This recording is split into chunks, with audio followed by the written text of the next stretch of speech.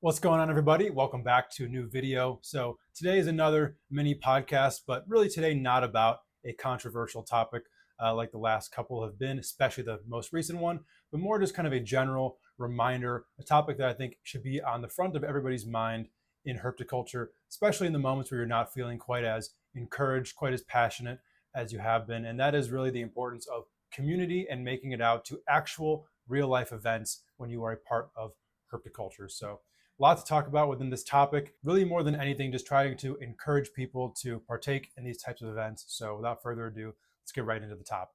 So herpetoculture has always kind of been a social culture, a social hobby, even back to some of the really early days. Back in the beginning, there was a lot of involvement of zoos, different universities, schools had herp clubs within the different programs or whatnot. And then herp societies were a major thing back in the day, really something that has died down in the recent years.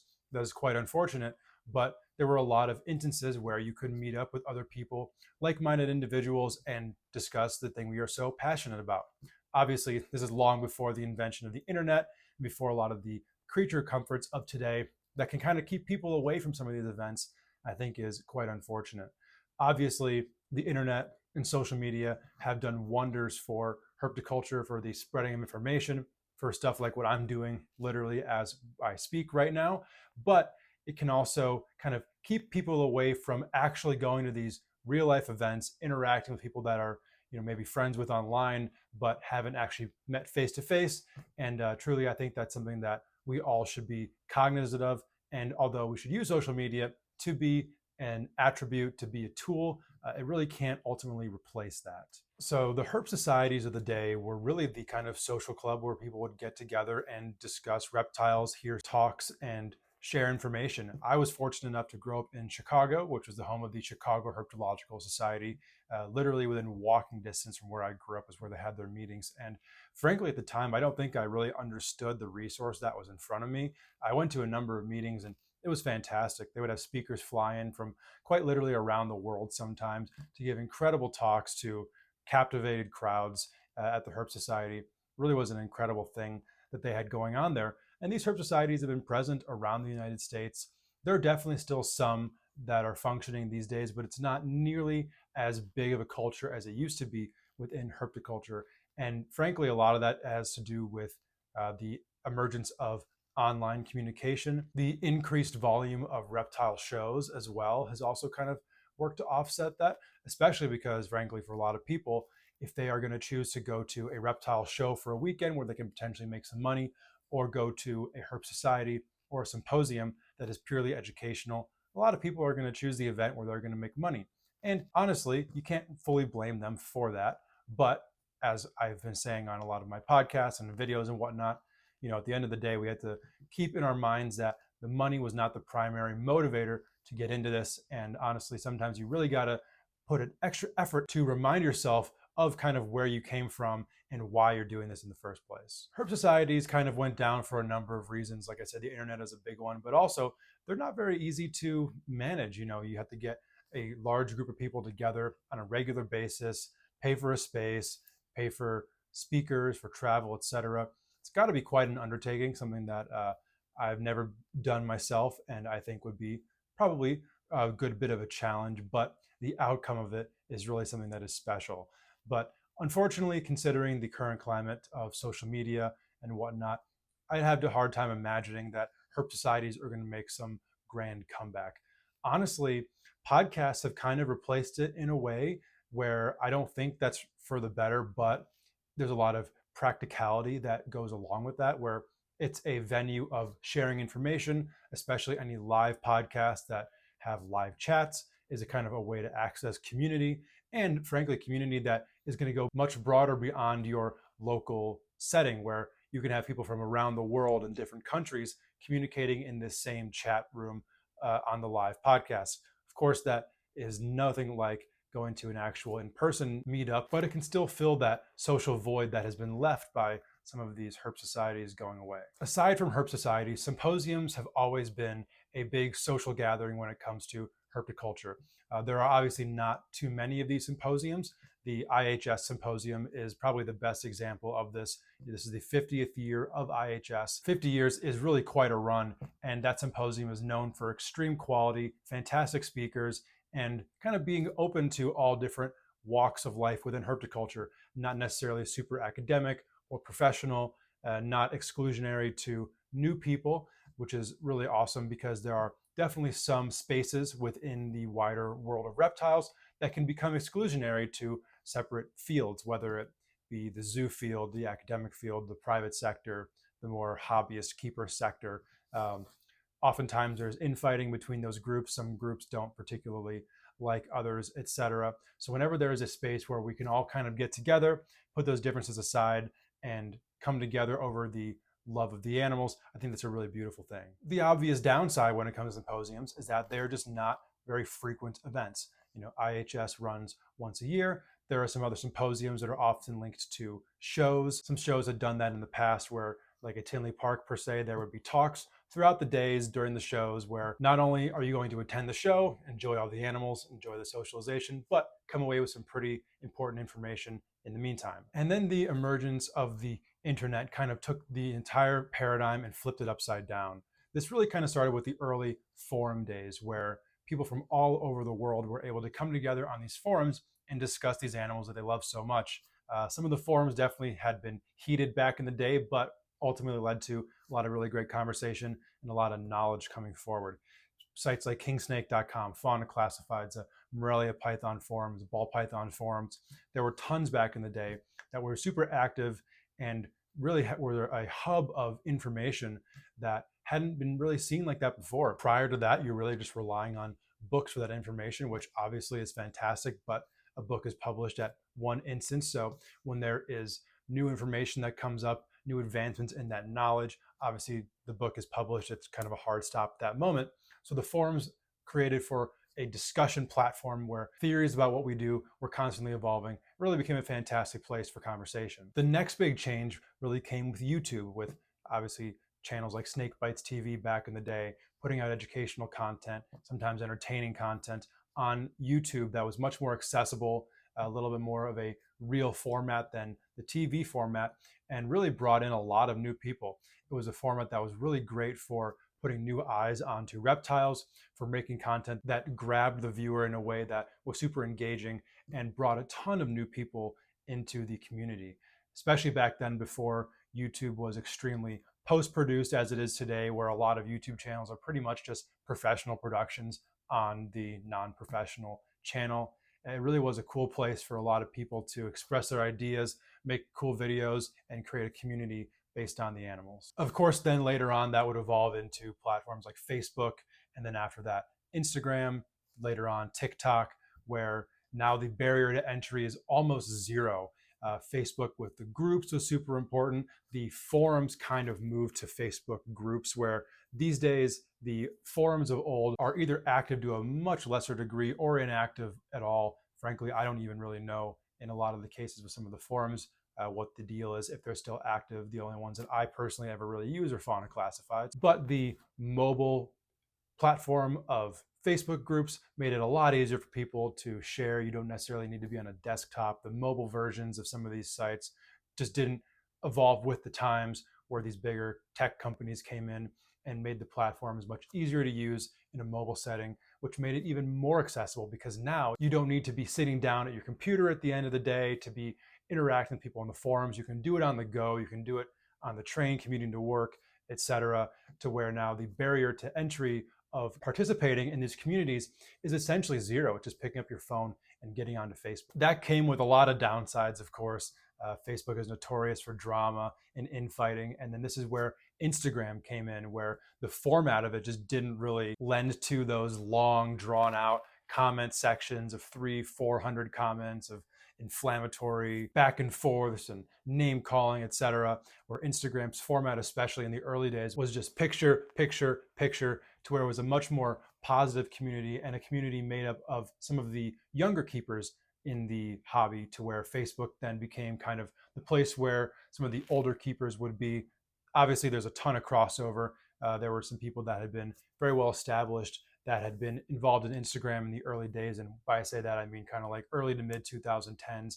But generally speaking, there was more of like a youth swell going on Instagram at that time. The last innovation that kind of really created the shift from these in-person meetups to using the internet for a lot of this stuff was podcasting. And it's kind of ironic that I'm going to be saying this considering it's something that I do every single week.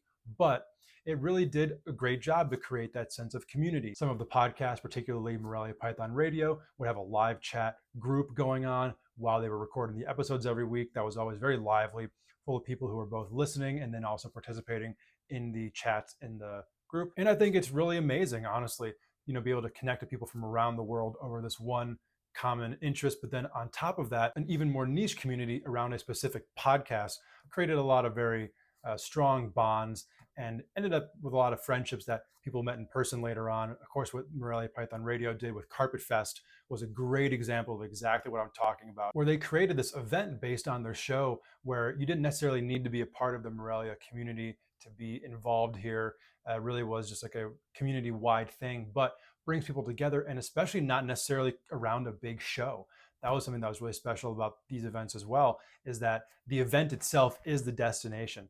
A lot of times there are meetups before an expo or whatnot, which can often get a little convoluted because if you are vending that expo, how much extra time do you have to go to a party beforehand? Where are you going to keep your animals, etc.? It creates a lot of roadblocks to fully participating in those events. So when the event itself is a destination, that's fantastic because there's no external pressures. There's no, okay, tomorrow we got to be up really early to do this or that, to vend the show. It's just full focus on the event, just having a good time and interacting with all these people who you've probably known online for years and years. And this could be the first opportunity you actually have to meet in person and talk. And that's where the magic really happens, honestly. I've experienced this. Many other people in the hobby have experienced this as well, where, for me, if I get into kind of my own little small world for too long, I don't want to say the passion goes away, but it's not nearly as strong as when I'm sharing it with friends and even just new people I'm meeting through social media. It makes the experience so much more fun to be able to have it be a shared experience with people. And when you can have that be in person, man, it really just amplifies it to the next level. Even the shows are a fantastic opportunity for that. I think shows have kind of lost their ways in the last few years. There have been some really good efforts to kind of bring that back.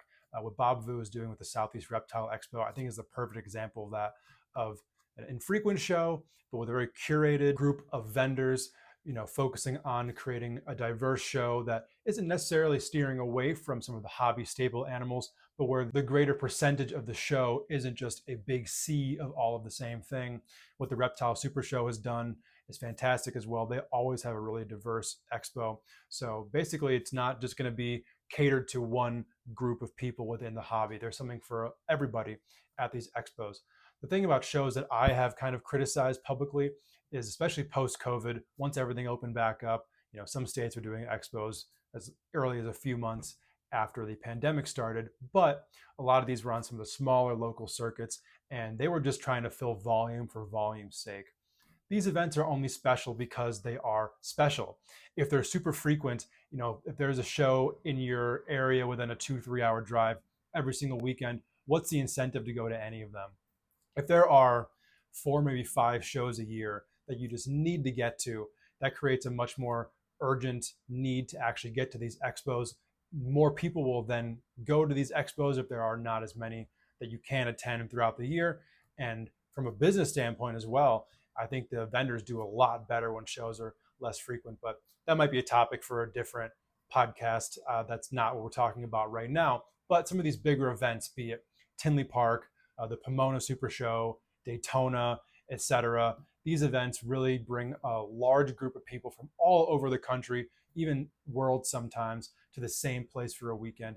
And it's really incredible. For anybody who hasn't experienced one of these big shows, I highly recommend you getting out to one really as soon as you reasonably can, because it is worth it and then some. Obviously, the animals are all amazing there. The way that these promoters put on these expos, they do a fantastic job. But on top of that, just the community aspect, you really can't get that anywhere else. It can't be replaced by social media. As much as social media is a good tool, as a good supplement, it just is not the same thing. I'm very lucky that I'm able to attend some of these events, be it Tinley Park, Daytona, Trap Fest about a month ago was an incredible event. Just a full weekend of amazing people down there in San Diego. Shout out to MJ for putting that event on. It was truly fantastic.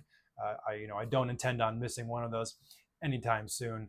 Those are always so much fun. Or like what Bill Stiegel does with his party that was typically surrounding the Dallas NARBC Reptile Show, or Arlington before that, every year. But now that there isn't a show this year, he's still doing it just the same.